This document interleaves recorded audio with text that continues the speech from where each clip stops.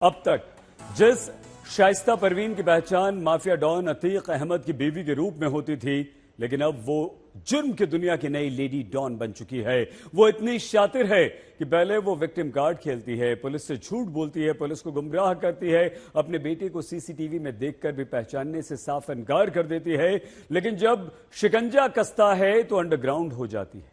लेकिन अब यह साफ हो चुका है कि जेल में बंद अपने शौहर अतीक अहमद के आदेश पर शाइस्ता ने प्रयागराज में उमेश पाल हत्या की पूरी साजिश रची थी।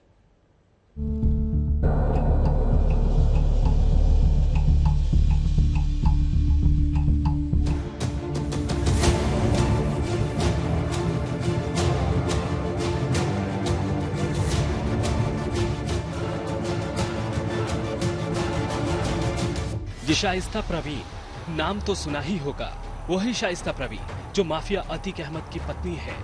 अभी तक ये नाम जुर्म की दुनिया में सीधे तौर पर नया था, लेकिन प्रयागराज में हुए उमेश पाल मर्डर केस में अतीक की क्राइम पार्टनर रही शाइस्ता के बारे में रोज नए खुलासे हो रहे हैं। आज लेडी डॉन की पहचान बदलकर शाइस्ता प्रवीण से उमेश पाल मर्डर केस की नामजद आरोपी हो गई है।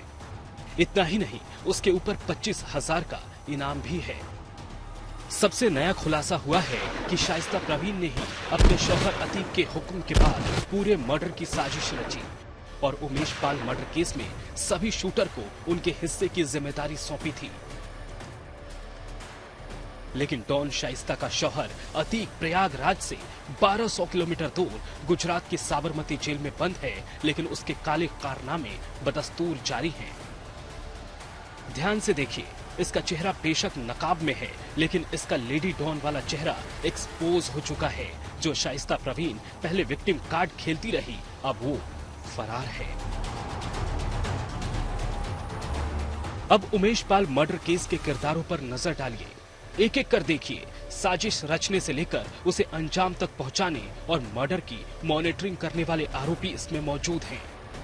लेकिन पुलिस का दावा है कि सबका नंबर आएगा, चाहे वो अतीक ही क्यों ना हो।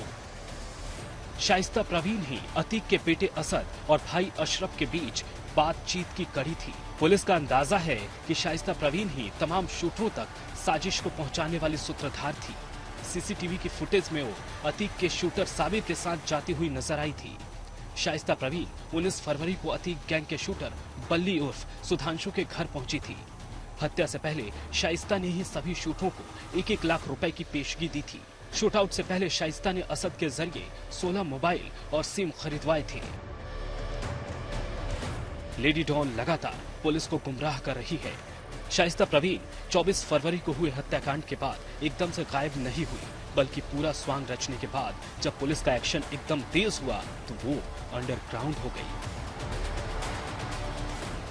शाइस्ता परवीन की ओर से जो आवेदन पत्र दिया गया था, उसमें मिसिंग की कोई दरखास्त नहीं दी गई थी, बल्कि सीधे ये कहा गया था कि जिस दिन घटना हुई अर्थात 24 को शाम को पुलिस वाले उनके दोनों नाबालिग बच्चों को उठा करके ले गए और उनका कोई अता पता नहीं चल रहा है, न किसी मजिस्ट्रेट के समक्ष प्रस्तुत किया गया है, न बताया जा रहा है।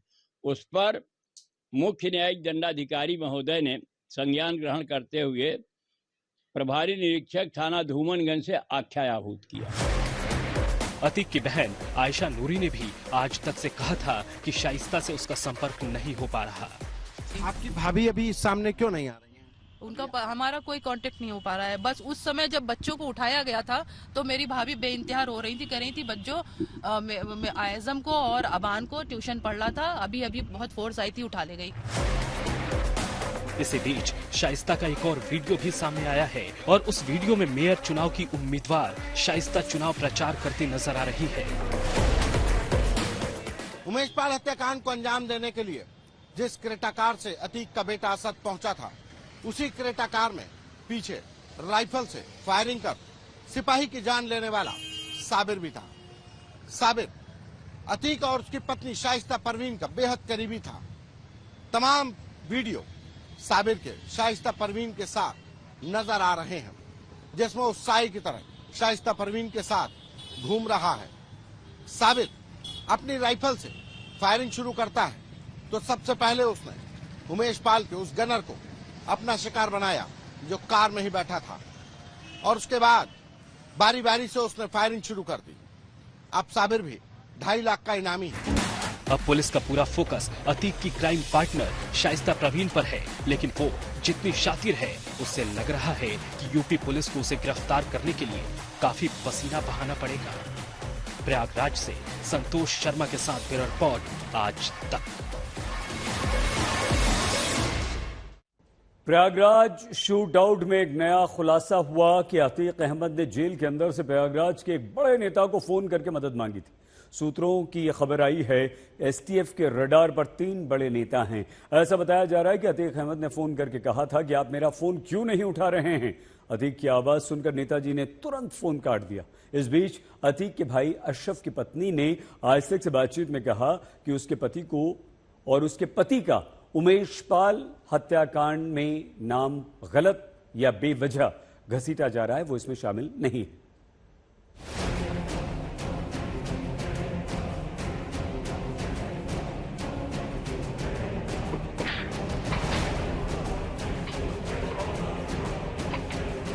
जेल में बंद अतीक अहमद और साजिश में शामिल उसके भाई अशरफ अहमद दोनों को एनकाउंटर का डर सता रहा है।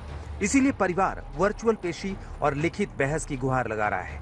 अब अतीक अहमद के भाई अशरफ की वीडियो कॉन्फ्रेंसिंग की सुनवाई को लेकर 18 मार्च को सुनवाई होगी। इस बीच अशरफ की पत्नी जैनब फातिमा ने आज तक से खास बातचीत में कहा कि उसके पति को फंसाया जा रहा है। उसने कहा कि यूपी पुलिस किसी का भी नाम जोड़कर एनकाउंटर कर दे रही है। जी देखिए, मेरे पति अशरफ विधायक 2.5 साल से जेल में, मैं खुद ही बहुत परेशान हूँ। जो इस घटना से मेरे परिवार का नाम बार बार जोड़ा जा रहा है। उत्तर प्रदेश की पुलिस अपने मन से किसी का भी इस घटना से जोड़कर इनकाउंटर हत्या कर दे रही है। वहीं उमेश पाल मर्डर केस में एक सफेद पोश यानी किसी बड़े नेता का नाम भी सामने आ रहा है। सूत्रों के मुताबिक एक बड़े नेता एसटीएफ के रडार पर है, जिसके संपर्क में माफिया अतीक अहमद था। 2 शूटर के एनकाउंटर के बाद माफिया मदद की भीख मांग रहा है। सूत्रों के मुताबिक अतीक ने कहा कि फेस टाइम पर आपको 50 कॉल की, माननीय आप मेरा फोन क्यों नहीं उठा रहे, बात क्यों नहीं कर रहे। अतीक की आवाज सुनते ही नेता ने फोन काट दिया।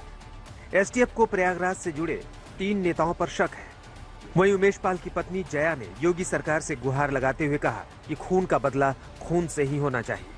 जया ने बताया कि उसके बच्चों को अभी यही पता है कि पापा अस्पताल में हैं और वापस आ जाएंगे। ये बच्चे तो डरे हुए हैं, उन्होंने भी देखा है, इस घटना को भी है। उन्होंने कहा पापा को गोली लगी है, पापा हॉस्पिटल में, मम्मी पापा को लेके आओ। आगे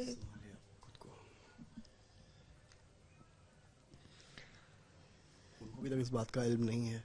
नहीं, उन्हें सिर्फ यही पता है कि पापा हॉस्पिटल में हैं।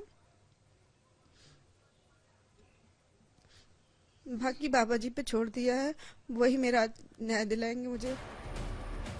वहीं पूरे मामले पर सियासत भी हावी है। समाजवादी पार्टी के महासचिव स्वामी प्रसाद मौर्य ने जहां योगी सरकार की बुलडोजर वाली कार्रवाई का समर्थन किया, वहीं बीजेपी नेता सिद्धार्थनाथ सिंह ने कहा कि अतीक जैसे माफिया डर की वजह से यूपी आने को तैयार नहीं।